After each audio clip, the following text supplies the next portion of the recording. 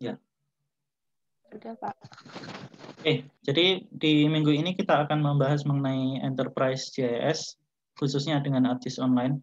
Nanti saya jelaskan apa itu istilah Enterprise JS dan beberapa komponen dari ArcGIS Online atau ArcGIS Enterprise. Jadi Enterprise JS itu tidak hanya dengan ArcGIS, ada banyak vendor lain dan ada solusi yang open source juga. Tapi khusus untuk kali ini memang saya berikan ArcGIS Online karena barangkali ini yang paling familiar dengan kalian. Saya kira kalian semua pasti sudah pernah menginstal ArcGIS, baik itu ArcGIS Desktop maupun ArcGIS Pro, dan barangkali juga sudah pernah menggunakan ArcGIS Online. Sehingga ya saya ambil ini, dan kebetulan memang ada MOU kita dengan UGM ya, dengan Esri, untuk kerjasama lisensi perangkat lunak, yang sayangnya sekarang belum diperpanjang. Jadi kalau nanti sudah ada, nanti saya akan share ke kalian, dan kalian bisa gunakan untuk macam-macam.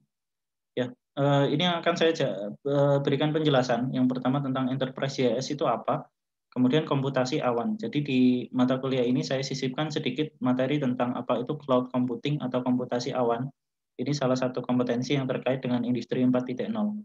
Nanti di kurikulum yang baru kita akan belajar satu mata kuliah khusus komputasi awan. Selain di mata kuliah ini, nanti ada di beberapa mata kuliah lain, antaranya di PJD, kemudian di pemrograman spasial. Nanti ada namanya pemrograman spasial.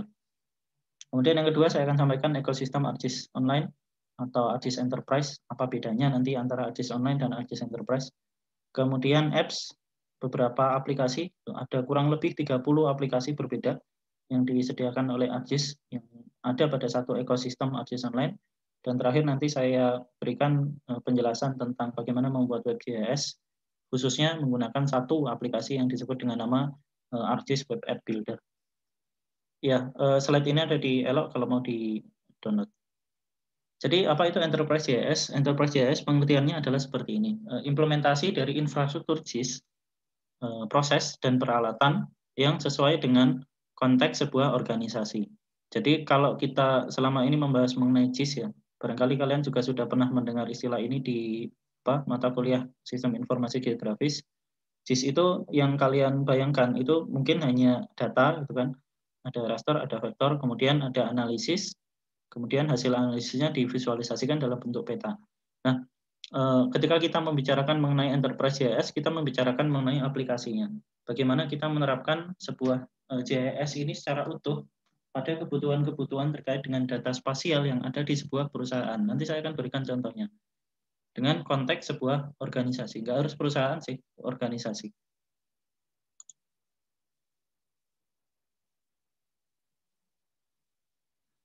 Oh iya, sebentar. Sebentar ya, saya tanggapi dulu.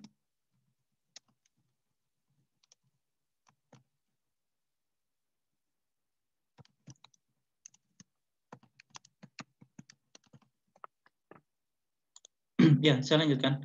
Jadi kalau kalian masih ingat, saya beberapa kali pernah menyampaikan bahwa yang namanya data spasial itu adalah 80% dari seluruh data yang ada di dunia. Perusahaan apapun yang ada di dunia, perusahaan apapun, kalau menurut teori ini, 80% data yang dimiliki oleh perusahaan itu adalah data spasial. Jadi proses terkait dengan JS ada di situ, baik untuk akuisisi, kalian mengumpulkan data spasial, kemudian analisis, sampai ke visualisasi. Contohnya apa? Misalnya Coca-Cola atau perusahaan air minum misalnya.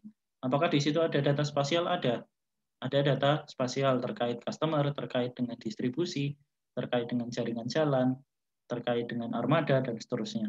Jadi bagaimana kita mengimplementasikan JIS secara penuh, baik infrastrukturnya, prosesnya, peralatannya, pada satu organisasi yang sesuai dengan teknologi terkini, yang sesuai dengan teknologi yang terbaru.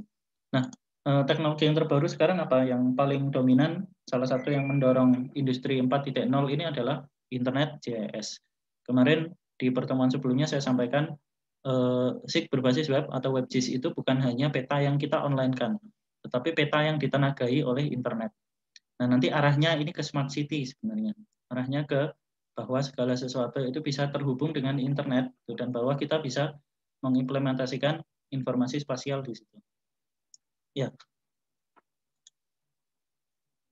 Nah, ini contohnya. Jadi misalnya begini, ini ada satu kota, misalnya di satu kabupaten begitu, ada pengumpulan data spasial, misalnya ada kerusakan, ada laporan lapangan lampu jalan rusak. Jadi ada petugas lapangan ke lapangan bawa sebuah HP, kemudian dia melihat ada lampu jalan rusak, dia foto, kemudian koordinatnya dikirim ke server.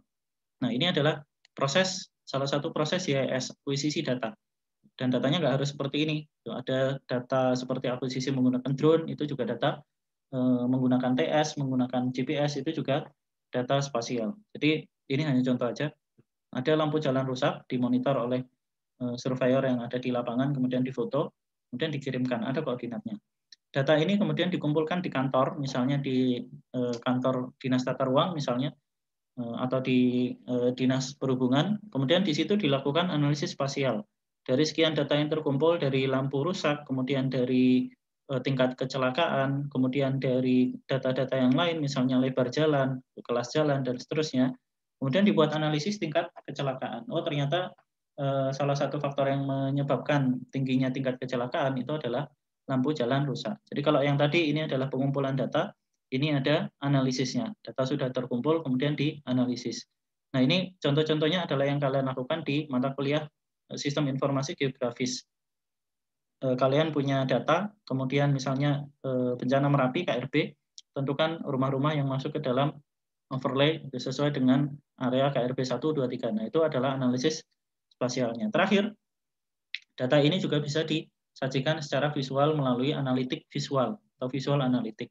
Kalau pernah lihat ada namanya dashboard lalu lintas, nah itu semua dimunculkan di situ data-datanya.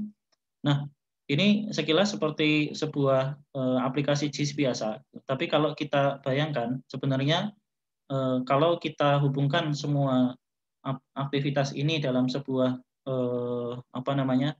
konteks JIS, ada proses, ada infrastruktur, kemudian ada perangkat JIS, maka kita bisa simpulkan di sini ada enterprise JIS. Ada JIS yang diterapkan untuk kebutuhan menyeluruh dari sebuah perusahaan, dari survei, dari analisis, sampai ke analitik visual.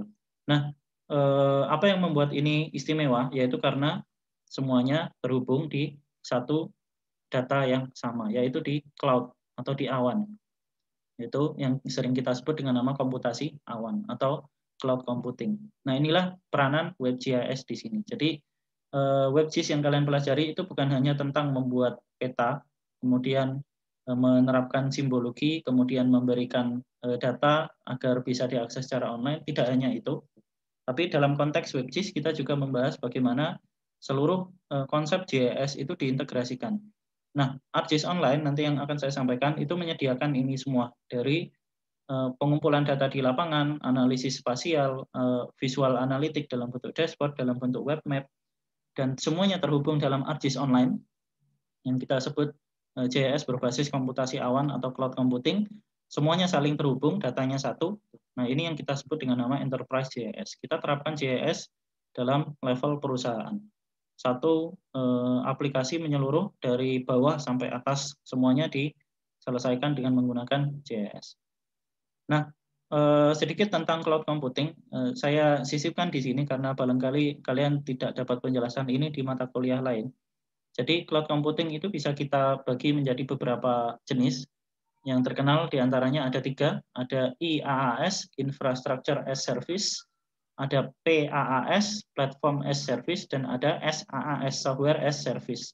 Kalau on-premise ini kalau kita punya server sendiri, seperti server PPIDS yang ada di kampus. BTW ngomong-ngomong, tadi saya baru dapat kabar di fakultas Genus sudah ada, sehingga praktikum offline bisa kita mulai selesai UTS.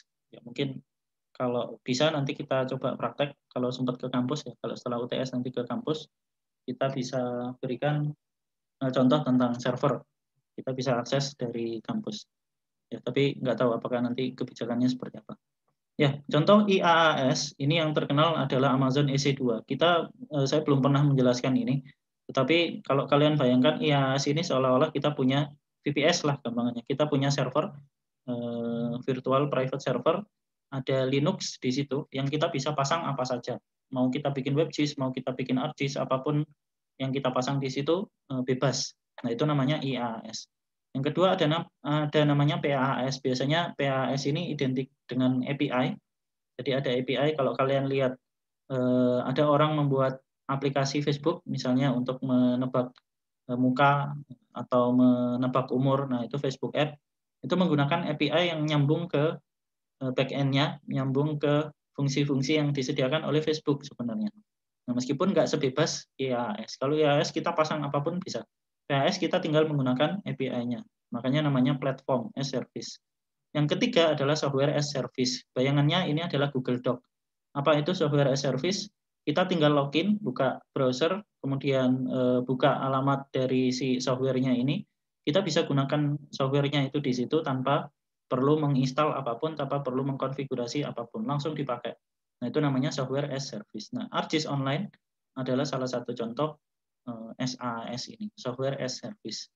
Nah, software apa? Software GIS. Jadi, yang tadi saya sebutkan untuk akuisisi data, untuk pengumpulan data dari lapangan, kemudian untuk analisis, kemudian untuk visualisasi, pembangunan dashboard, semuanya sudah disediakan. Sehingga ini menjadi satu tool yang sangat powerful yang bisa digunakan untuk mengatasi kebutuhan dan menyelesaikan berbagai permasalahan di banyak perusahaan yang terkait dengan analisis data spasial. Dan tadi 80% data itu kan data spasial, jadi semua perusahaan pasti punya masalah yang sama. Nah, sehingga dengan mengenalkan ini saya harap kalian jadi punya pegangan, itu nanti ketika lulus nggak kaget, oh ternyata banyak perusahaan yang sudah beralih ke cloud computing untuk keperluan analisisnya. Contohnya dengan menggunakan ArcGIS Online. Ya, misalnya kemarin saya baru ngisi pelatihan tahun lalu di PUPR itu menggunakan ArcGIS Online. Nah, apa yang dimaksud dengan Enterprise GIS? Ini satu sistem yang benar-benar terintegrasi dari ujung, dari hulu sampai ke hilir. Jadi misalnya untuk mengumpulkan data, aset manajemen, untuk mengumpulkan data tadi ke lapangan itu mereka membawa alat, kemudian alatnya dikumpulkan. Kemudian ada analisis, ada mobility ya ini yang menggunakan alat. Kemudian ada operational awareness, ini menyajikan dalam bentuk dashboard atau web map. Nah, ini semua terhubung dalam aplikasi-aplikasi yang terhubung dengan ArcGIS Online. Nanti akan saya sampaikan, misalnya ArcGIS Pro. Kenapa ArcGIS Pro sampai sekarang nggak bisa dibajak? Karena dia tidak lagi pakai konsep desktop yang terpisah. Semuanya terhubung ke ArcGIS Online.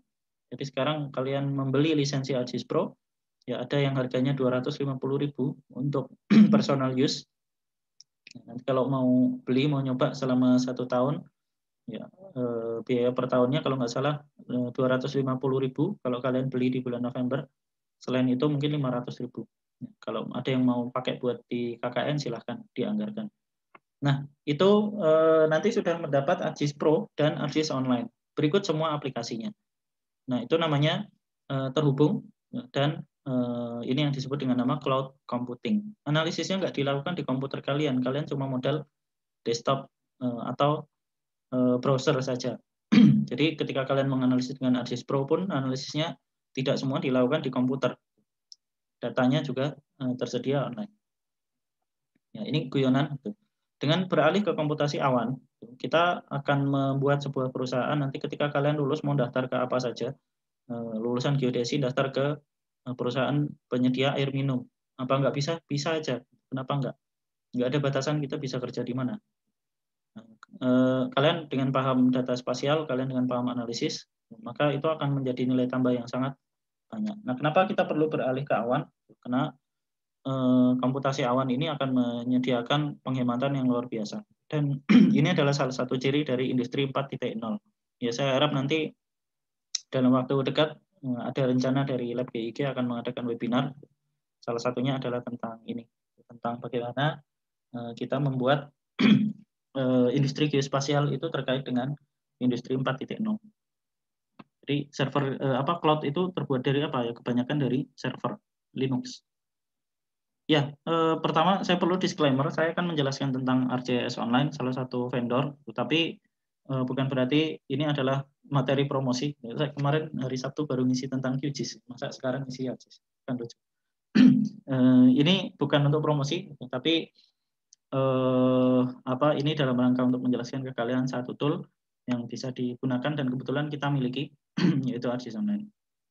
Meskipun lisensinya belum ada. Ya, yang pertama saya akan sampaikan bahwa ArcGIS itu menyediakan aplikasi-aplikasi yang sangat banyak terkait dengan Enterprise JS. Kalau kalian beli lisensi ArcGIS Pro yang tadi saya sebutkan 500.000, ini kalian dapat semua ini. Jadi ada ArcGIS Pro, bukan Advance ya, ArcGIS Pro. Kemudian berikut semua ekstensinya. Ada 3D Analysis, Data Interoperability, Geostatistical, dan lain-lain. Yang barangkali saya kira kalian udah familiar, meskipun kalian cuma pakai ArcGIS Desktop. Kemudian ada yang namanya aplikasi ArcGIS Online. Ada App Studio, ada ArcGIS BA, Business Analyst, ada Community Analyst, Insight, Urban, Drone to Map. Drone to Map ini pengganti Agisoft, punya ArcGIS yang dibangun dari Pixworthy, dan seterusnya. Jadi ini adalah perubahan ekosistem ArcGIS yang dimulai dengan rilis ArcGIS Pro. Kalau sekarang kalian masih pakai ArcGIS Desktop yang ArcMap, saran saya mulailah untuk belajar ArcGIS Pro. Karena ArcMap itu akan di stop seluruh fungsinya oleh ArcGIS. Saya lupa tahun berapa, 2024 kalau nggak salah ya, tolong dikoreksi kalau salah. Ya, seluruh fungsinya akan di stop karena sudah tidak relevan lagi dengan perkembangan JS ke depan. Ya, artinya ketika kalian lulus boleh jadi ArcGIS Desktop itu udah nggak dipakai lagi karena supportnya udah di stop oleh ArcGIS. Sekarang pun bahkan ArcGIS udah nggak menyediakan download master untuk trial ArcGIS Desktop, nggak ada. Yang ada hanya ArcGIS Pro. Ya, karena alasannya salah satunya karena versi Python-nya masih sangat kuno. Nah, ekosistem ArcGIS yang baru itu semuanya berpusat pada cloud atau ArcGIS Online ini. Jadi kalau kalian pakai ArcGIS Pro, login-nya itu ngarah ke ArcGIS Online, makanya nggak bisa dibajak, karena seluruh datanya ada di ArcGIS Online. Jangan harap kalian bisa dapat bajakan ArcGIS Pro, karena bukan lagi sebuah aplikasi desktop, dia adalah perantara untuk fungsi-fungsi yang ada di ArcGIS Online. Nah, ini adalah salah satu contoh Enterprise JS. ArcGIS menyediakan seluruh aplikasi ini, misalnya Drone to Map, bayangkan untuk sebuah perusahaan, contohnya perusahaan perkebunan, ArcGIS sudah menyediakan Drone to Map. Kalian tinggal menggunakan drone, kemudian diolah dengan Drone to Map, datanya langsung muncul di semua aplikasi yang terhubung dengan ArcGIS Online. Langsung nanti bisa, misalnya langsung kalian bikin machine learning, hasilnya langsung ditampilkan di dashboard, seperti skripsi kakak angkatan kalian, Ali. Nah, itu seperti itu. Jadi data dari video diolah, kemudian langsung masuk ke dashboard. Nah, itu ada dan disediakan oleh ArcGIS. Dan arahnya sekarang ke sana. Sehingga ini saya kenalkan ke kalian. Nah, kemudian ya ini, evolusi ArcGIS, itu semuanya berpusat ke WebGIS, yaitu mata kuliah yang kita pelajari sekarang. Semuanya baik data, mau LIDAR, mau sensor. Tahu ya, data sensor yang terkait dengan bidang kita itu apa? Ada yang bisa ngasih contoh? Data sensor yang terkait dengan data spasial, contohnya apa?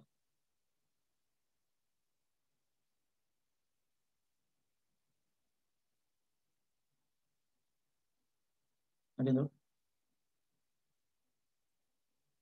Saya sambil mantau Dewa Kipas. Semua sensor, gitu. Kalau kalian ada yang pernah mainan dengan IoT, Internet of Things, sensor-sensor misalnya sensor suhu, sensor cuaca, sensor suara yang pernah kita coba pasang di Malioboro nggak jadi. Kemudian sensor ya apapun gitu, termasuk kamera itu sensor. Semuanya punya koordinat gitu, dan semua koordinat ini punya informasi tertentu yang bisa kita olah. Nah, semua ini terhubung, gitu, baik data aplikasi, implementasi dalam bentuk aplikasi yang siap pakai, ArcGIS ini. ArcGIS ini salah satu fokusnya adalah aplikasi yang siap pakai. Gitu. Kemudian teknologi, semuanya terhubung oleh internet, WebGIS. Sehingga sebenarnya saya pengen mengusulkan mata kuliah kita ini jadi wajib di kurikulum 2021, tapi gagal, nggak bisa. Ya, jadi karena kalian sudah ngambil ini, maka saya harap kalian benar-benar bisa paham gitu, dan tahu bagaimana perkembangan di bidang geospasial seperti apa, gitu, dan kalian manfaatkan betul-betul. Sehingga ArcGIS itu ekosistemnya punya aplikasi yang sangat beragam. Kalau tadi saya sampaikan Enterprise GIS itu melayani banyak bidang, banyak fokus, bisa digunakan untuk macam-macam. Nah, ada yang disebut dengan nama apps. Sekarang GIS apps, bayangkan seperti Play Store. Gitu. ArcGIS itu sekarang punya GIS apps yang bisa masing-masing punya fungsi tersendiri. Nah, contohnya adalah misalnya ini kolektor. Nanti ada namanya ArcGIS Collector, ada ArcGIS 1, 2, 3, survei 1, 2, 3. Yang itu bisa digunakan seperti tadi. Kita ke lapangan, kemudian si surveyor di lapangan itu motret kondisi lapangan, misalnya ada pipa bocor. Nah, dia tinggal foto itu, kemudian berikan keterangan, maka hasil data yang dikumpulkan langsung terupdate ke ArcGIS Online. Dan itu nanti nyambung ke semua aplikasi yang lain. Ada dashboard misalnya menampilkan grafik, menampilkan peta. Yang nanti saya lihatkan contohnya adalah yang COVID. Saya yakin kalian pernah lihat dashboard COVID itu dibuat dengan ArcGIS, terkenal sekali kemarin. Kemudian ada story map. Story map ini untuk menampilkan cerita. Kemarin ada yang skripsi, kakak angkatan kalian beberapa menggunakan ArcGIS story map. Ada namanya web app builder. Kita bisa membangun WebGIS hanya dengan modal template dan data. Jadi apapun datanya, kalian tinggal susun dalam bentuk template, jadilah sebuah WebGIS. Nanti kalau ada pertanyaan, silakan langsung ditanyakan. Dan semuanya multiple device. Jadi kita bisa buka di HP, kita bisa buka di macam-macam. Dan ini semua tersedia dari bawah sampai atas. Sehingga ini yang menjadi salah satu fokus ArcGIS untuk melayani Enterprise GIS. Nah, Enterprise GIS itu sendiri terbagi dua yang di ArcGIS ya. Ada namanya ArcGIS Online yang gratis. ArcGIS Online ini yang komunitas yang menyeluruh gratis. Ada namanya ArcGIS Enterprise. Nah, Enterprise ini yang on-premise tadi. Dia bisa dipasang di server sebuah perusahaan sendiri. Jadi beli ArcGIS Enterprise, kemudian dipasang di situ. Nah, kita bisa gunakan fungsinya, nggak perlu berbagi data dengan orang lain. Nah, yang kita miliki nanti di perjanjian dengan Esri ini adalah yang ArcGIS Online, kalau nggak salah ingat.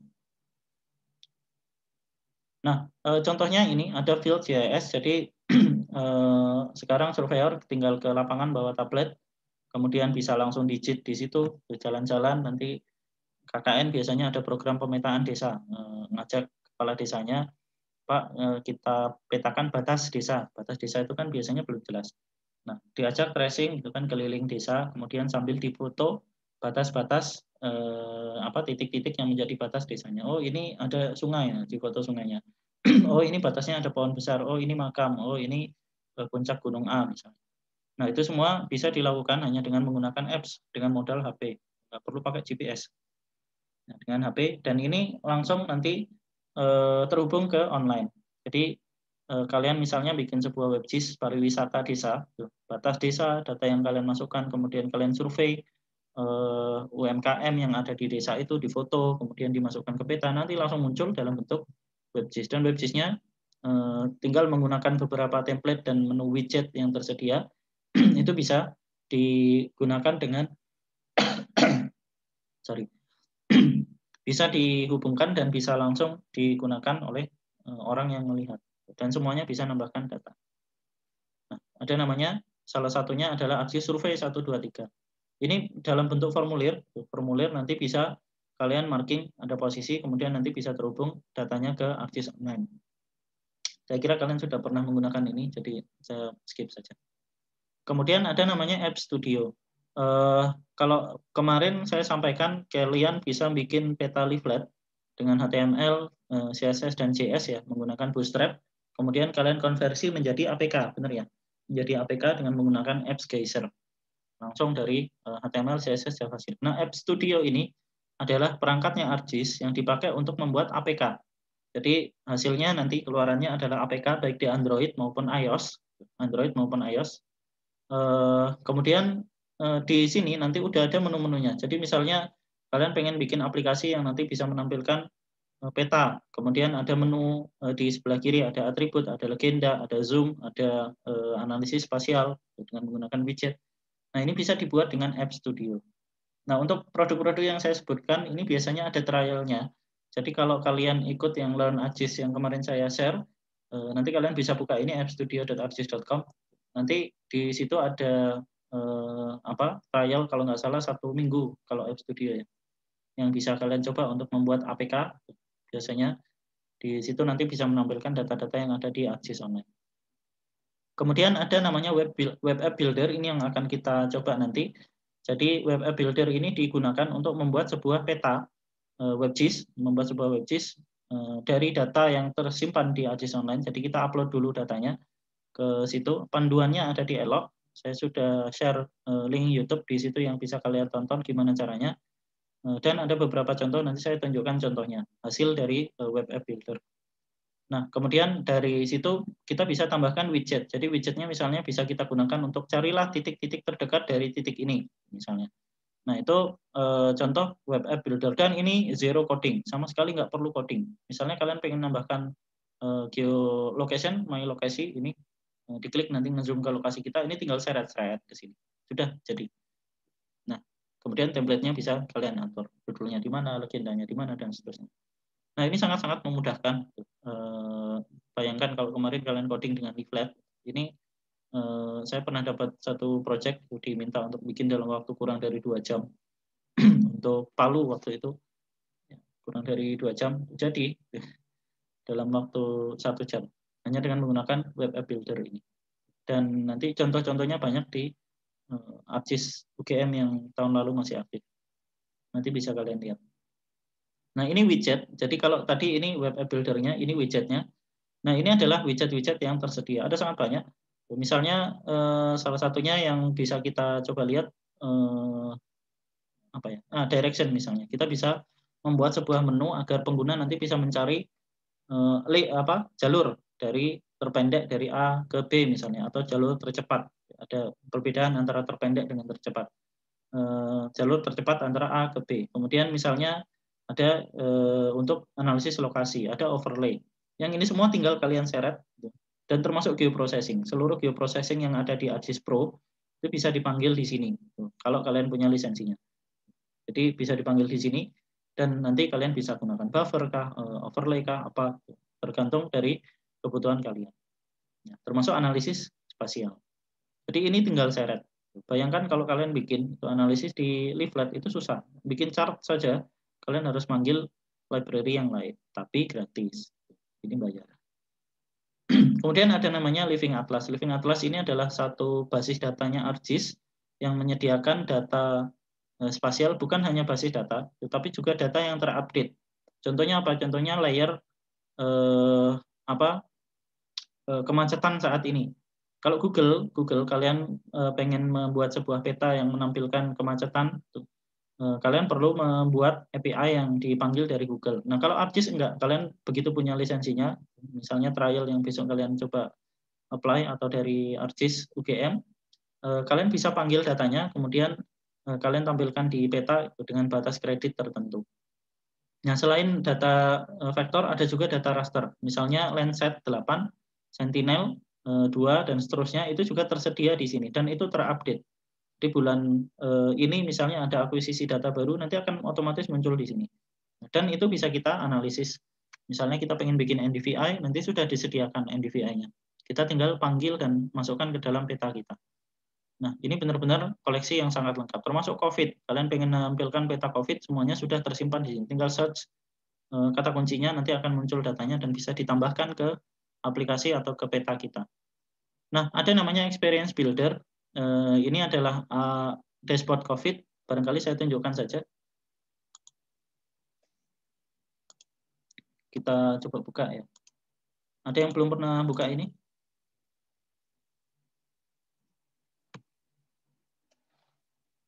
Ya, ini dibuat oleh tim BNPB dengan menggunakan yang disebut dengan nama ArcGIS Experience Builder.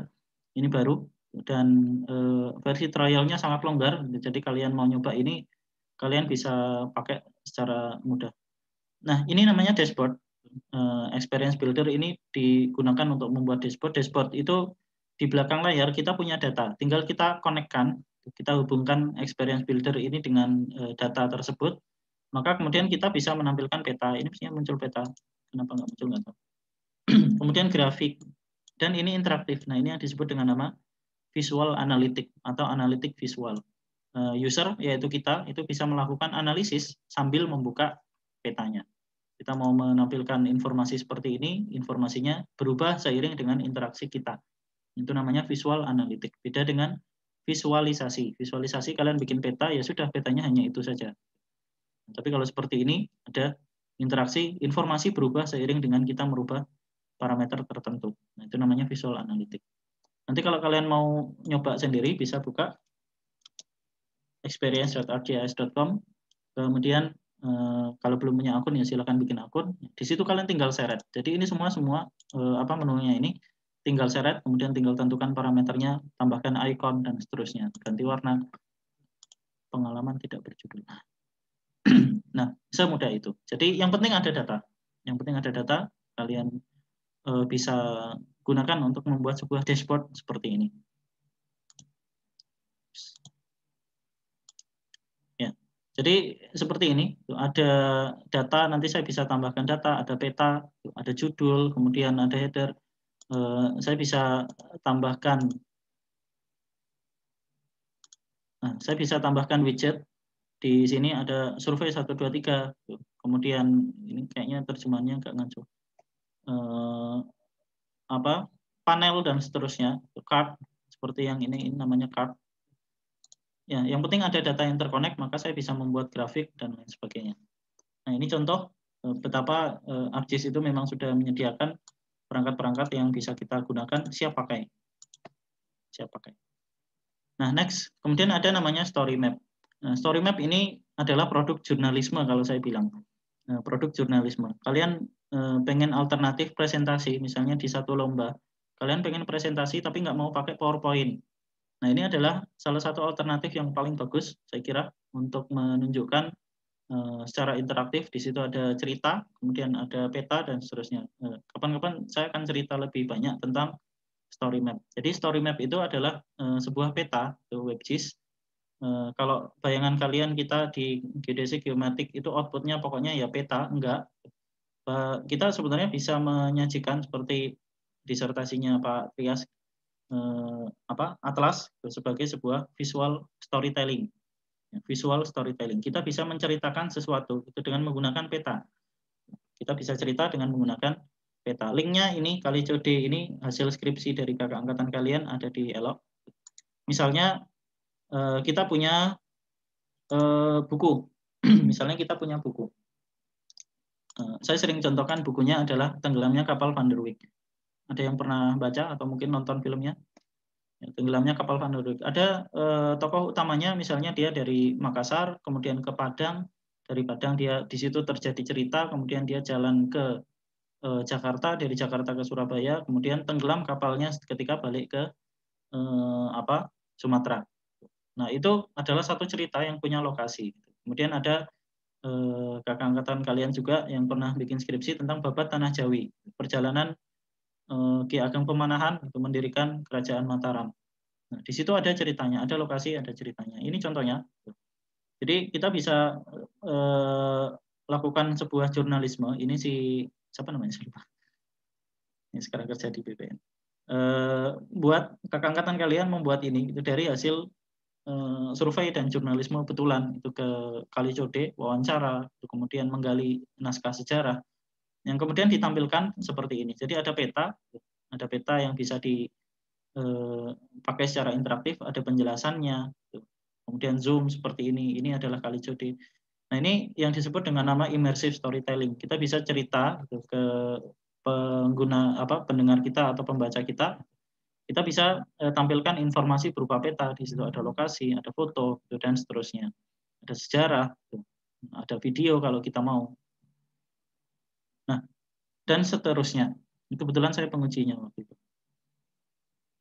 Termasuk simbologi peta. Nah, ini adalah atlas, gitu, karena petanya ada banyak. Dan cerita. Jadi benar-benar semua hal tentang Kalicode ada di sini. Kita bisa ceritakan macam-macam, banyak hal terkait dengan bagaimana Kalicode. Contoh lain di sini yang pernah saya buat dengan tim dari Ekspedisi Rote, yang ini. Ya, nanti silakan dieksplor sendiri lah. Tentang ekspedisi kami ke Pulau Rote waktu itu. Nah, jadi ada video, ada peta, ada 3D, ada data, ada foto, ada macam-macam. Ada foto yang penting. Oke, saya skip aja, keburu narsis. Ya, jadi itu story map. Ya, artinya produk kita itu di geospasial itu bukan hanya sebuah peta yang statis, itu peta yang peta saja, tapi juga kita bisa menceritakan banyak hal dengan data spasial. Ya, seperti tadi itu yang saya contohkan di awal, ada laporan tentang kerusakan lampu jalan gitu kan, ternyata itu meningkatkan kecelakaan gitu. Nah, bisa saja hasilnya kita ceritakan dalam bentuk story map seperti ini. Ada peta, kita cerita lokasinya di mana, berapa grafisnya, misalnya data statistik, tingkat kejahatan, misalnya kita tambahkan dengan data-data lain. Nah, itu adalah produk kita. Kita bisa menggunakan itu untuk menceritakan banyak hal. Nah, ada satu produk yang tergolong baru sekitar 2 tahun, 3 tahun, namanya ArcGIS Notebook. Kalau kemarin masih ingat, sewaktu saya memberikan materi mengenai Geospatial Data Science yang ikut pelatihan, di situ ada Jupyter Notebook yang kalian buka melalui Google Colab ya. Nah, ini sama. Bedanya apa? Bedanya ini dipanggil dari ekosistem ArcGIS. From ArcGIS.js, import JS. Artinya apa? Kita bisa melakukan analisis data science dari data-data yang sudah tersimpan di ArcGIS Notebook. Tadi misalnya ada surveyor lapangan mengumpulkan data dari sensor yang dipasang di truk untuk pengantaran air minum. Kemudian dari situ dianalisis mana yang waktu tempuhnya paling lama, berapa optimalnya. Kemudian dianalisis misalnya kita punya big data, berapa lama, berapa rute mana yang harus diambil gitu kan, dan jadwal seperti apa yang harus diambil agar semuanya optimal. Nah, ini adalah data science. Jadi ArcGIS sekarang sudah menyediakan ini satu paket itu dengan ArcGIS Online. Di sini kalian bisa lakukan analisis, kemudian menggunakan Python untuk visualisasi. Ya, ini yang saya sampaikan. Coding itu terkadang lebih baik daripada GUI. Di sini ArcGIS pun menyediakan ini yang kita bisa gunakan untuk termasuk machine learning dan deep learning. Nah, semuanya ada di sini.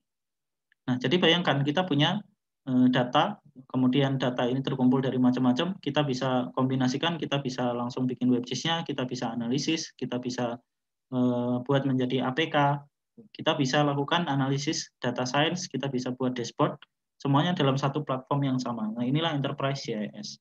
Yang nanti kalau misalnya kalian KKN nyari tema, ini benar-benar bisa dipakai. Kalau tema kalian pemetaan tentang apapun, ini bisa diterapkan di situ. Termasuk tugas akhir kalian. Nah, ini adalah galeri ArcGIS Map punya UGM yang waktu itu kalau nggak salah sudah berjalan selama 3 atau 4 tahun. Jadi sudah cukup banyak, termasuk ini Kalijo Detail Story yang tadi saya berikan. Kemudian kemarin dari vokasi, sekolah vokasi UGM, sempat membuat aplikasi untuk penyaluran bantuan COVID. Peta itu penyaluran bantuan COVID dengan menggunakan ArcGIS dari teman-teman geografi. Mereka membuat itu, kemudian dilacak menggunakan survei 123 kalau nggak salah, mahasiswanya ngisi formulir di situ, nanti langsung muncul di peta, kemudian dari parameter-parameter yang ada ditentukan jalurnya, misalnya oh ternyata cost-nya di sini, nanti bantuannya disalurkan di situ. Nah, itu contoh-contoh beberapa hal yang bisa dilakukan dengan menggunakan ArcGIS Online yang kita punya lisensinya kemarin tapi sekarang habis, jadi kalian nggak beruntung. Nah, kemudian ini, jadi kesimpulannya adalah ada banyak aplikasi. Ada banyak aplikasi yang salah satunya menyebutkan lebih dari 30 aplikasi berbeda. Contohnya ini ada Esri Business Analyst, BPA. Ini fungsinya sangat banyak untuk keperluan bisnis. Ya, bukan hanya perusahaan spasial seperti pemetaan. Tadi yang saya contohkan, perusahaan air minum juga nanti terkait dengan data spasial, dan itu bisa dipakai. Kemudian ada nanti namanya ArcGIS Urban, teman-teman kita, barangkali ada yang punya pacar di PWK, di kampus sebelah. Nah, itu akan sangat berterima kasih kalau kalian mau membuat sebuah aplikasi dengan menggunakan ArcGIS Urban namanya. Karena di situ ada analisis terkait dengan wilayah, terkait dengan kota, terkait dengan wilayah, daerah urban, dan seterusnya. Semuanya saling terhubung menjadi sebuah ArcGIS Online. Yang basisnya adalah SIG berbasis web. Jadi ada SIG online dan di situ semuanya nyambung. Ya. Intinya kurang lebih seperti ini. Pertama kalian nyari data yang terkait dengan permasalahan yang kalian punya. Yang kedua kalian bikin apps-nya atau pakai apps yang sudah ada. Misalnya kalian tentukan, oh saya pengen membuat sebuah story map. Nah, maka kalian gali datanya dulu terkait dengan story map yang ingin dibikin. Kemudian buat story map-nya. Kemudian yang ketiga, desain map-nya. Kalian buat simbologi, kalian buat tampilannya, kalian buat menu-menunya dan seterusnya, dan terakhir adalah share. Kalian tampilkan di web, entah itu di webnya Archie sendiri atau kalian punya web sendiri, kalian punya domain, ditampilkan di situ. Nah, ini langkah yang nanti saya minta kalian lakukan di tugas untuk minggu ini. Nah, tugasnya apa? Mini project nanti silakan dilihat detailnya di Elok atau di MS Team. Saya pengen kalian benar-benar membuat sebuah aplikasi, ya syukur-syukur, ini nggak harus, syukur-syukur kalian bisa menunjukkan bahwa aplikasi itu mengarah ke SDG, tahu SDG ya, Sustainable Development Goals. Nanti ini ada indikator-indikatornya, bisa kalian coba pelajari, misalnya no poverty itu apa sih? Kemiskinan. Jadi apa yang dimaksud dengan kemiskinan? Oh, ternyata salah satu indikatornya adalah 100-0-100, ya. Rasio pemukiman kumuh. Nah, nanti kalian bisa bikin aplikasi untuk memetakan pemukiman kumuh di daerah KKN kalian. Itu juga untuk mengarah ke SDG 1. Kalau seperti ini hasil aplikasi kalian akan bagus dan terarah sekali. Jadi sangat banyak yang bisa kalian bikin. Nah, syukur-syukur kalian bisa gunakan tugas ini untuk submit ke Esri Young Scholar. Lumayan hadiahnya, kayaknya nggak sampai ke San Diego ya kemarin. Kayaknya hanya dapat uang saku, tapi uang sakunya juga lumayan untuk mahasiswa. Nah, jadi kalian bisa kerjakan tugas sambil bikin lomba. Dan ini tugasnya individu. Tugasnya individu. Saya minta kalian semua untuk membuat ini. Oke, silakan nanti kalian buka di Elok. Silakan nanti kalian buka di Elok di minggu ke-7. Di situ ada contoh-contoh aplikasi yang sudah dibuat oleh saya maupun oleh kakak angkatan kalian yang lain. Hanya beberapa sebenarnya, karena ada sangat banyak yang lain. Tapi saya harap kalian bisa dapat gambaran. Nah, yang akan saya coba contohkan adalah yang ini.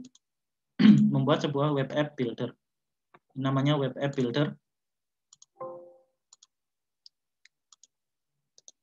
Karena tema kita adalah WebGIS.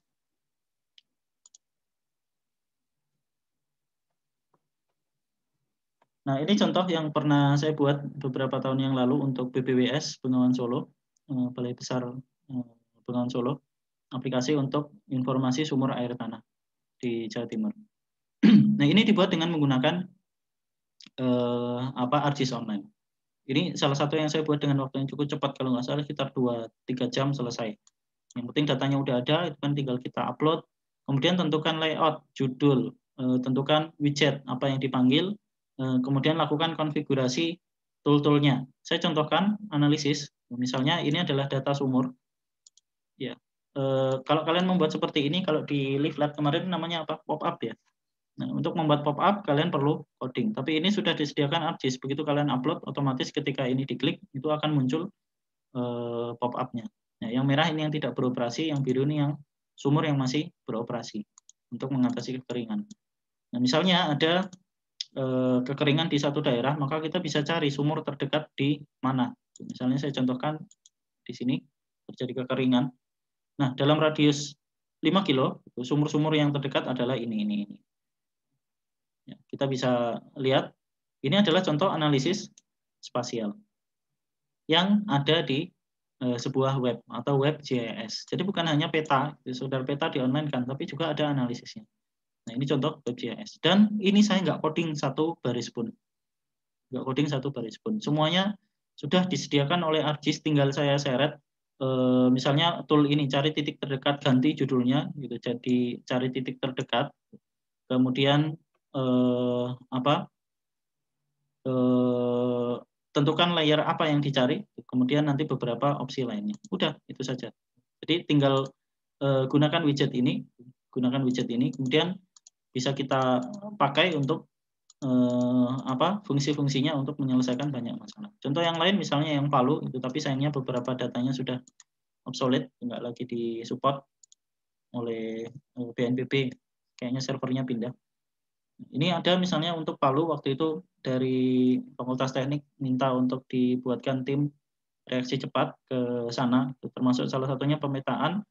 Kita buatkan data dari citra satelit dan juga data kerusakan waktu itu ada, sayangnya sekarang udah nggak ada, dan juga data-data posko dan bantuan. Jadi kita bisa petakan semuanya dalam satu WebGIS seperti ini, kemudian kita munculkan menu-menunya. Ini nggak muncul ya.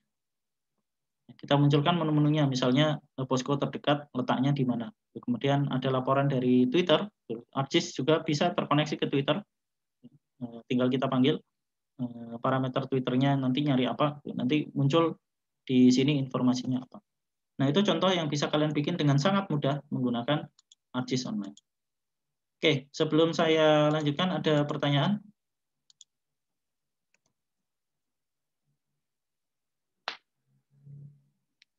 Ada pertanyaan? Pak, izin bertanya, Pak. Silakan.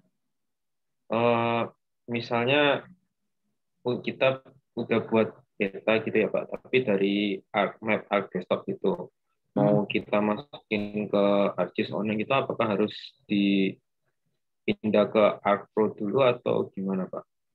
Enggak harus. Yang penting punya akun ArcGIS Online-nya. Jadi ArcGIS Desktop, ArcMap itu dia juga bisa terkoneksi ke ArcGIS Online. Nanti saya lupa menunya di mana. Ada caranya.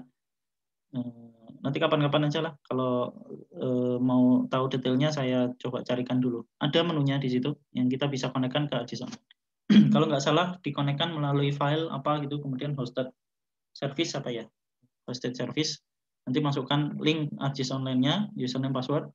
Udah, nanti tinggal di-publish istilahnya, publish ke situ. Sama sebenarnya di ArcGIS Pro juga prosesnya seperti itu. Dikonekkan dulu, kemudian publish. Nah, nanti akan masuk ke ArcGIS Online. Nah, nanti setelah kalian daftar trial atau nanti kalau udah punya lisensi UGM atau beli harganya 500.000. Ya beneran 500.000 itu harganya kalau kalian mau beli untuk personal use, jadi untuk dipakai sendiri bukan untuk keperluan komersial, harganya 500.000 kalau mau beli 1 tahun. Jadi kalau tahun depan diperpanjang ya 500.000 lagi.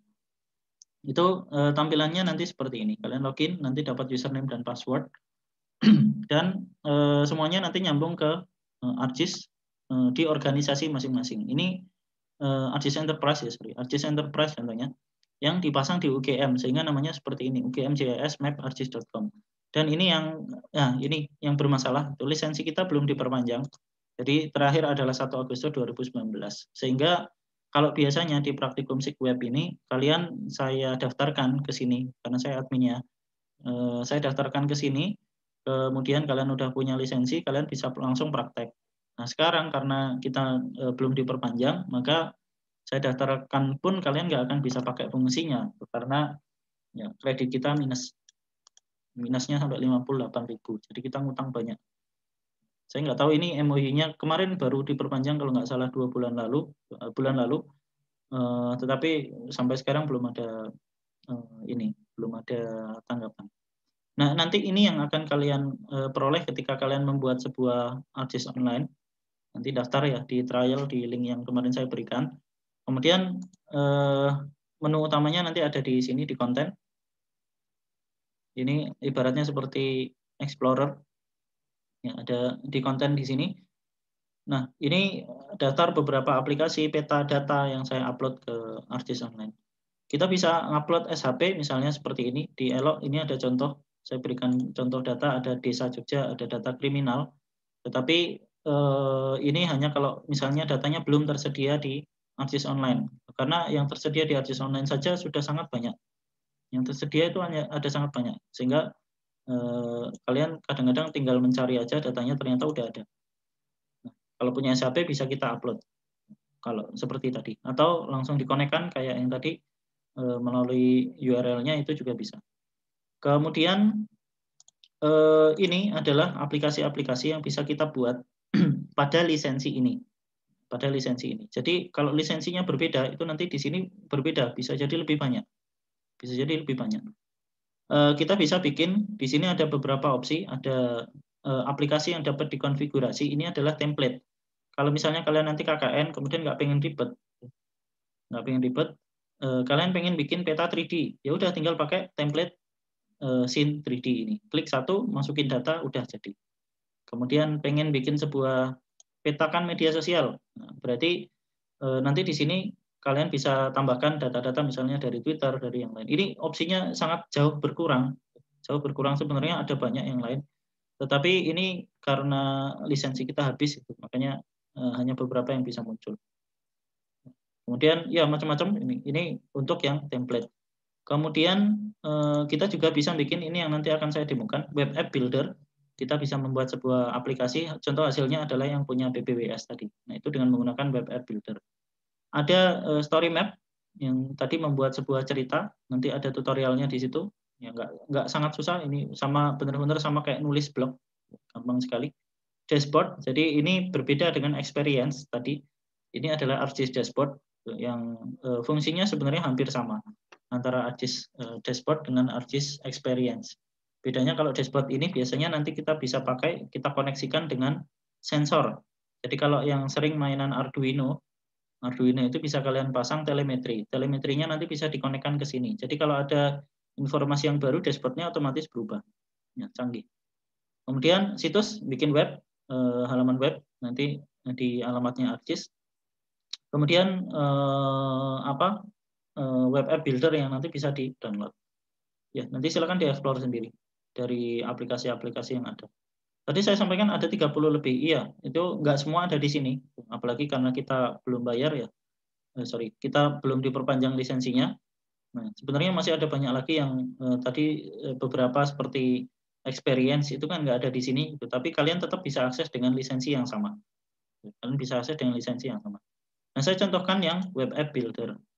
Web app builder ini modalnya saya harus membuat map dulu. Jadi pertama saya harus membuat map. Saya punya data, saya contohkan aja yang sudah ada. Ini aja Danau Rote. Nah, ini adalah map. Istilahnya kalau di ArcGIS online, map itu adalah sekumpulan data. Jadi kalau saya punya data, misalnya saya punya batas wilayah,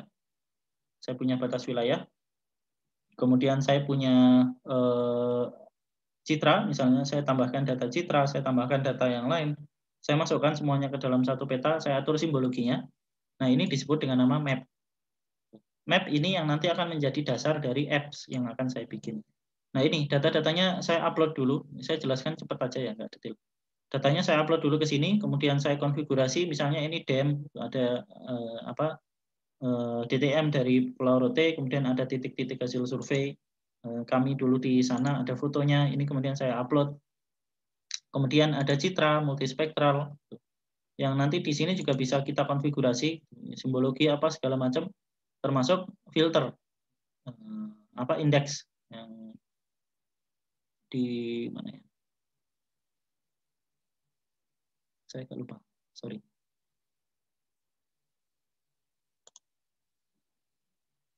Ya, nggak usah lah. Ya, intinya kita bisa membuat komposit maupun indeks, ya NDVI atau yang lain dari citra multispektral lensa. Dan ini saya nggak ngupload apapun, ini hanya saya tambah dari Living Atlas. Misalnya di Living Atlas, kita coba cari data COVID, ada nggak? Nah, ternyata ada COVID. Ini di US. Kayaknya di dunia juga ada ini. Coronavirus, tinggal di plus. Nah, sudah datanya kemudian ditambahkan ke peta kita. Hubungannya apa? Danau sama COVID. Nah, ini titik apa ya? Nah, seperti itu. Misalnya saya pengen nampilkan Pulau Rote seperti ini. Ini adalah web app-nya. Saya simpan web app-nya.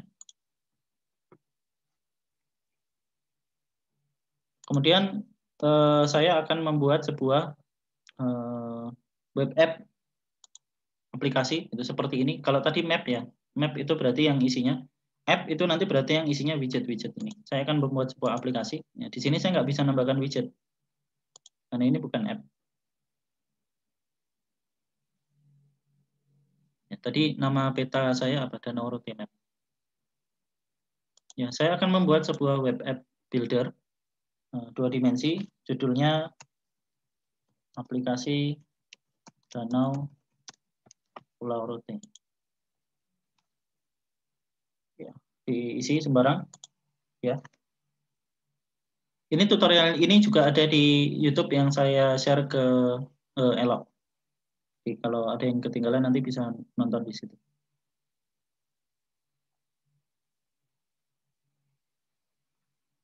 Nah, ini adalah web app builder versi online. Ada dua versi, ada yang versi online, ada yang versi offline, yang kurang lebih hampir sama tampilan dan menu-menunya. Nah, saya contohkan, ini adalah contoh tema-tema yang bisa kita gunakan. Biasanya saya suka pakai yang ini, yang Launchpad misalnya. Kita bisa pilih tema-tema apa yang tersedia sesuai dengan keinginan kita. Yang membedakan nanti adalah tiap tema itu punya batasan jumlah widget. Jadi kalau yang billboard misalnya hanya 5, nah, nanti yang Launchpad nanti bisa banyak. Nah, jadi saya hanya mengatur tema atau template, kemudian maps-nya yang saya panggil adalah web map, Danau Rote ya, tadi yang ini, Danau Rote Map. Oke.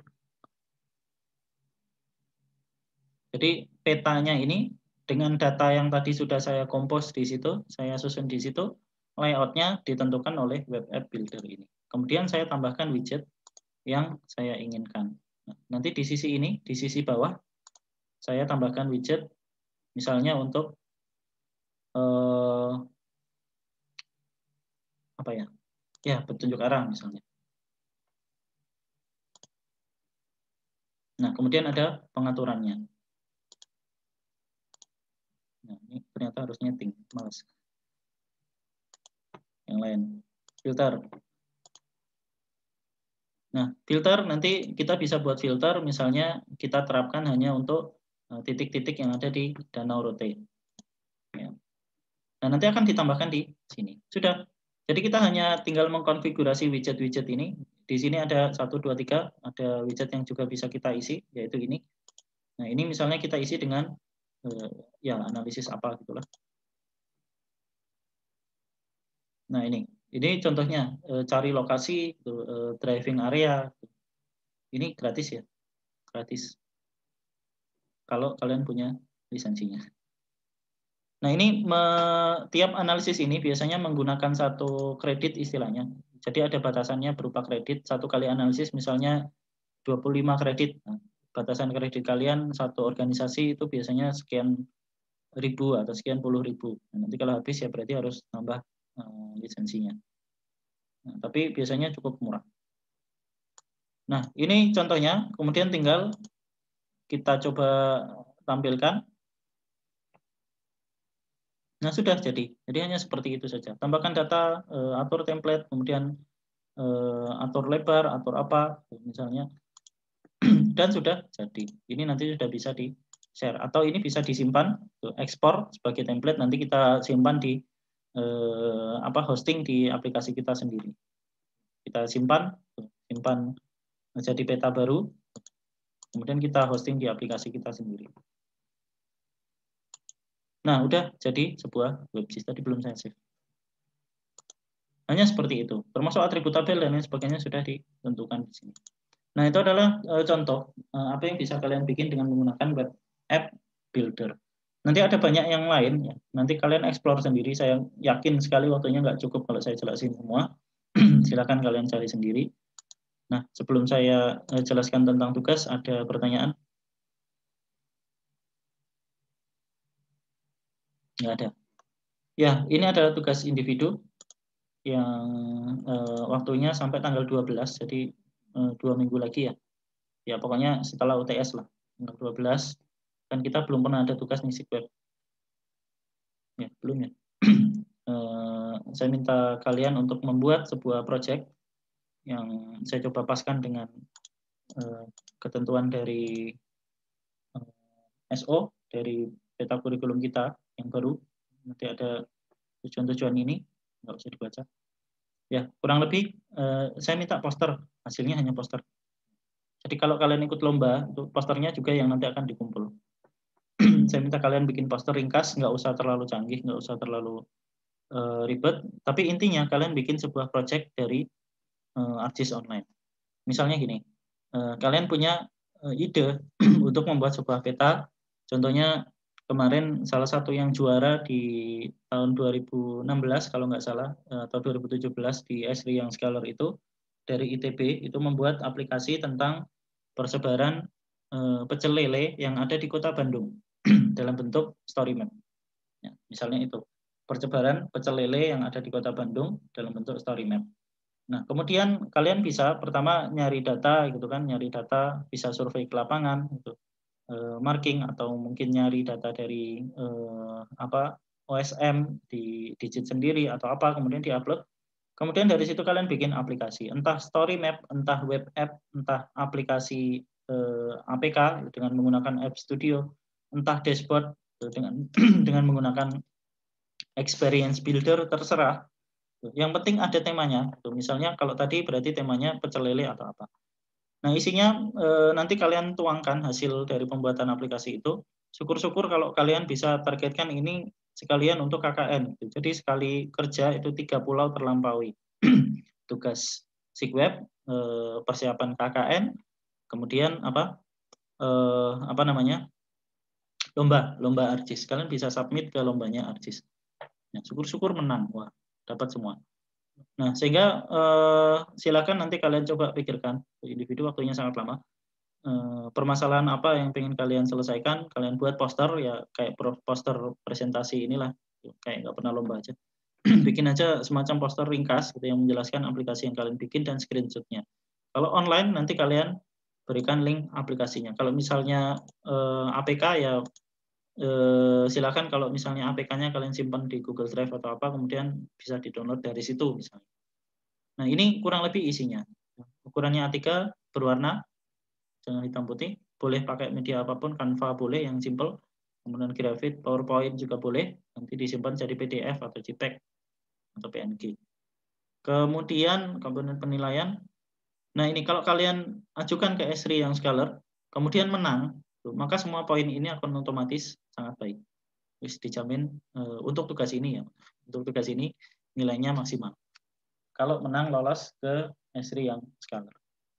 Nah, syukur-syukur disarankan, ya nggak wajib, kalian untuk permasalahan ini bisa mengacu ke SDG yang tadi saya sebutkan. Jadi masalah-masalah apa di desa KKN kalian atau di ya apapun yang kalian jumpai. Misalnya waktu itu ada mahasiswa angkatan 2013 kalau nggak salah Afif membuat aplikasi, kebetulan dia aktif di Coin for Change. Nah, dia bikin story map tentang Coin for Change Indonesia. Di situ dia cerita, kumpulkan data, foto, dan sebagainya. Bagus hasilnya. Nah, misalnya seperti itu. Itu akan sangat bagus dan menarik. Ya, silakan kalian boleh apa saja bikin WebGIS yang fungsinya seperti tadi yang ini. Itu ada fungsi-fungsi tertentu untuk menyelesaikan kekeringan, kebencanaan, misalnya Palu tadi, kemudian story map. Jadi story map itu bukan hanya untuk cerita ya.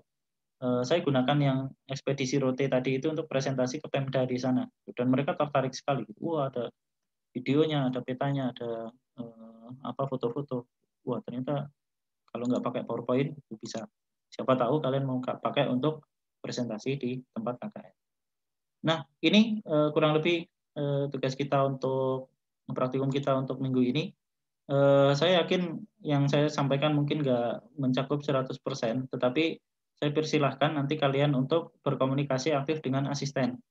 Jadi asisten nanti silakan ditanya, Mas atau Mbak, nanti saya pengen membuat sebuah story map, caranya gimana? Kalau saya pengen membuat sebuah dashboard yang nanti nyambung ke data-data yang ada di pemerintah, misalnya seperti apa?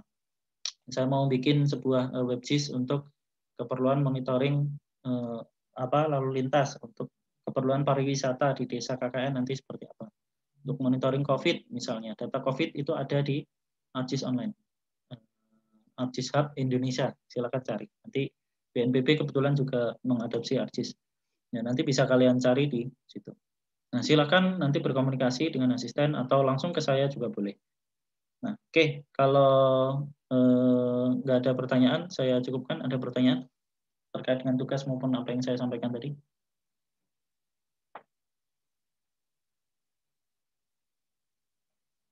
Nggak ada? Dari saya cukup, Pak. Oke.